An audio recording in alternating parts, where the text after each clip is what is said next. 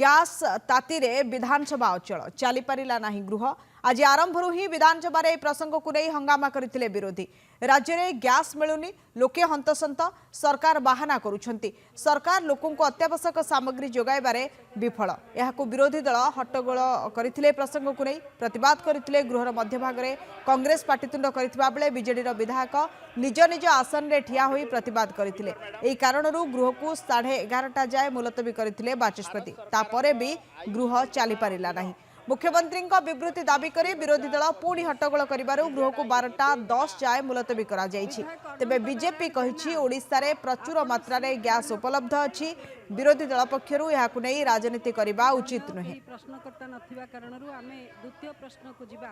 ए संपर्क में हमको अधिक सूचना दउछन्ते हम वरिष्ठ प्रतिनिधि चिन्मय महापात्र। 200 को लेकिन जो भाई भाव में लोक मैंने गैस दर और गैस मिलूनी हंतसंत होती कांग्रेस आज ये प्रसंग जिते अधिवेशन आरंभ है कांग्रेस विधायक मैंने गृह मध्यभाग आसिले प्रतिवाद कले लोक जो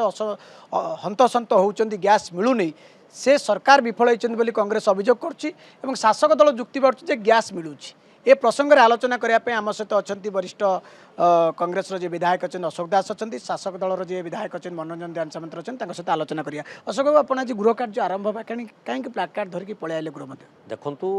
आपण निच्छक भाव जो छवि आपणकर गणमाध्यम चली मु कहूनी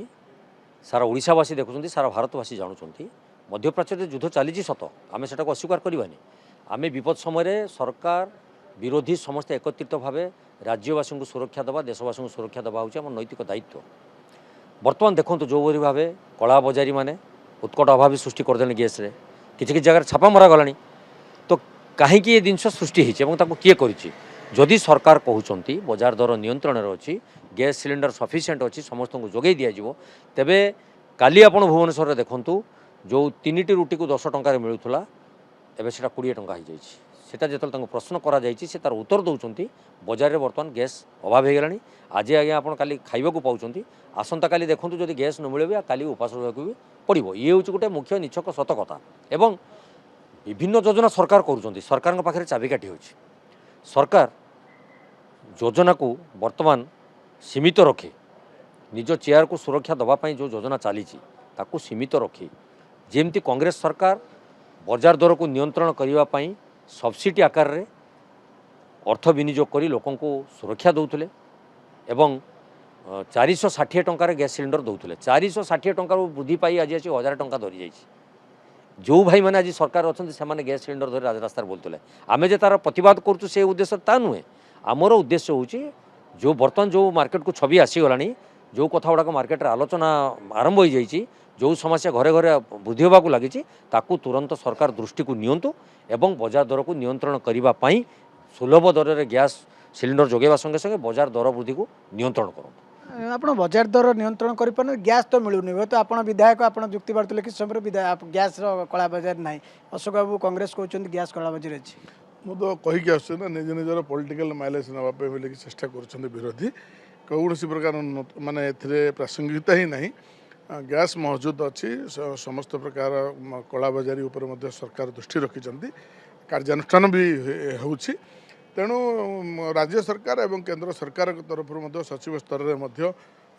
प्रेसमिट होकर लोक गोटे माने आश्वासना दि जाए कौन प्रकार